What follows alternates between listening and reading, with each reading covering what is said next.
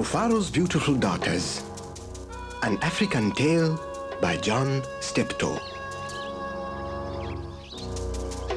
A long time ago, in a certain place in Africa, a small village lay across a river and half a day's journey from a city where a great king lived. A man named Mufaro lived in this village with his two daughters, who were called Manyara and Nyasha. Everyone agreed that Manyara and Nyasha were very beautiful. Manyara was almost always in a bad temper. She teased her sister whenever their father's back was turned, and she had been heard to say, "Someday, Nyasha, I will be a queen, and you will be a servant in my household." "If that should come to pass," Nyasha responded, "I will be pleased to serve you. But why do you say such things? You are clever and strong and beautiful. Why are you so unhappy?" "Because everyone talks about how kind you are, and they praise everything you do," Manyara replied. "I'm certain that Father loves you best. But when I am a queen, everyone will know that your silly kindness is only weakness." Nyasha was sad that Manyara felt this way, but she ignored her sister's words and went about her chores. Nyasha kept a small plot of land on which she grew millet, sunflowers, yams, and vegetables. She always sang as she worked, and some said it was her singing that made her crops more bountiful than anyone else's. One day, Nyasha noticed a small garden snake resting beneath a yam vine. "Good day, little Nyoka," she called to him. "You are welcome here. You will keep away any creatures who might spoil my vegetables." She bent forward, gave the little snake a loving pat on the head, and then returned to her work. From that day on, Nyoka was always at Nyasha's side when she tended her garden. It was said that she sang all the more sweetly when he was there. Mufaro knew nothing of how Manyara treated Nyasha. Nyasha was too considerate of her father's feelings to complain, and Manyara was always careful to behave herself when Mufaro was around. Early one morning, a messenger from the city arrived. The great king wanted a wife. "The most worthy and beautiful daughters in the land are invited to appear before the king, and he will choose one to become queen," the messenger proclaimed. Mufaro called Manyara and Nyasha to him. "It would be a great honor to have one of you chosen," he said. "Prepare yourselves to journey to the city. I will call together all our friends to make a wedding party. We will leave tomorrow as the sun rises." "But my father," Manyara said sweetly, "it would be painful for either of us to leave you, even to be wife to the king. I know Nyasha would grieve to death if she were parted from you. I am strong. Send me to the city and let poor Nyasha be happy here with you." Mufaro beamed with pride. "The king has asked for the most worthy and the most beautiful. No, Manyara, I cannot send you alone. Only a king can choose between two such worthy daughters. Both of you must go." That night, when everyone was asleep, Manyara stole quietly out of the village. She had never been in the forest at night before, and she was frightened. But her greed to be the first to appear before the king drove her on. In her hurry, she almost stumbled over a small boy who suddenly appeared standing in the path. "Please," said the boy, "I am hungry. Will you give me something to eat?" I have brought only enough for myself, Manyara replied. But please, said the boy, I'm so very hungry. Out of my way, boy. Tomorrow I will become your queen. How dare you stand in my path? After traveling for what seemed to be a great distance, Manyara came to a small clearing. There, silhouetted against the moonlight, was an old woman seated on a large stone. The old woman spoke. I will give you some advice, Manyara. Soon after you pass the place where two paths cross, you will see a grove of trees. They will laugh at you. You must not laugh in return. Later, you will meet a man with his head under his arm. You must be polite to him. How do you know my name? How dare you advise your future queen? Stand aside, you ugly old woman, Manyara scolded, and then rushed on her way without looking back. Just as the old woman had foretold, Manyara came to a grove of trees, and they did indeed seem to be laughing at her. I must be calm, Manyara thought. I will not be frightened. She looked up at the trees and laughed out loud.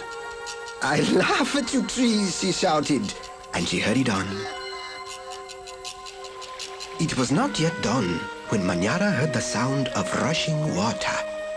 The river must be up ahead, she thought. The great city is just on the other side. But there, on the rise, she saw a man with his head tucked under his arm. Manyara ran past him without speaking. A queen acknowledges only those who please her, she said to herself. I will be queen, I will be queen, she chanted as she hurried on toward the city.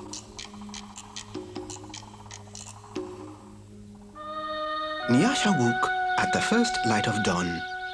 As she put on her finest garments, she thought how her life might be changed forever beyond this day.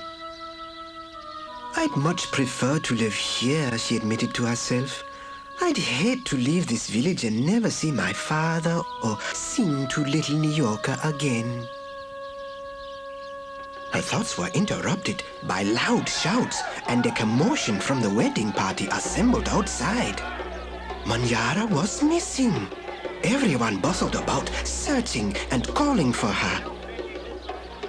When they found her footprints on the path that led to the city, they decided to go on as planned. As the wedding party moved through the forest, brightly plumed birds darted about in the cool green shadows beneath the trees. Though anxious about her sister, Nyasha was soon filled with excitement about all there was to see. They were deep in the forest when she saw the small boy standing by the side of the path. You must be hungry, she said, and handed him a yam she had brought for her lunch. The boy smiled and disappeared as quietly as he had come. Later, as they were approaching the place where the two paths crossed, the old woman appeared and silently pointed the way to the city. Nyasha thanked her and gave her a small pouch filled with sunflower seeds. The sun was high in the sky when the party came to the grove of towering trees. Their uppermost branches seemed to bow down to Nyasha as she passed beneath them. At last, someone announced that they were near their destination. Nyasha ran ahead and topped the rise before the others could catch up with her. She stood transfixed at her first sight of the city. Oh, my father, she called. A great spirit must stand guard here. Just look at what lies before us. I never in all my life dreamed there could be anything so beautiful. Arm in arm, Nyasha and her father descended the hill, crossed the river and approached the city gate. Just as they entered through the great doors, the air was rent by piercing cries, and Manyara ran wildly out of her chamber at the center of the enclosure. When she saw Nyasha, she fell upon her, sobbing. "Do not go to the king, my sister. Oh, please, father, do not let her go," she cried hysterically. "There's a great monster there, a snake with 5 heads. He said that he knew all my faults and that I displeased him. He would have swallowed me alive if I had not run. Oh, my sister, please do not go inside that place." It frightened Nyasha to see her sister so upset, but leaving her father to comfort Manyara, she bravely made her way to the chamber and opened the door. On the seat of the great chief's stool lay the little garden snake. Nyasha laughed with relief and joy. "My little friend," she exclaimed, "it's such a pleasure to see you, but why are you here?" "I am the king," Nyoka replied. And there, before Nyasha's eyes, the garden snake changed shape. "I am the king. I'm also the hungry boy with whom you shared a yam in the forest, and the old woman to whom you made a gift of sunflower seeds.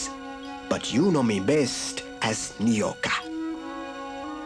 Because I've been all of these, I know you to be the most worthy and most beautiful daughter in the land. It would make me very happy if you would be my wife." And so it was that a long time ago, Nyasha agreed to be married. The king's mother and sisters took Nyasha to their house, and the wedding preparations began. The best weavers in the land laid out their finest cloth for her wedding garments. Villagers from all around were invited to the celebration, and a great feast was held. Nyasha prepared the bread for the wedding feast from millet that had been brought from her village. Mufaro proclaimed to all who would hear him that he was the happiest father in all the land, for he was blessed with 2 beautiful and worthy daughters, Nyasha the queen and Manyara, a servant in the queen's household.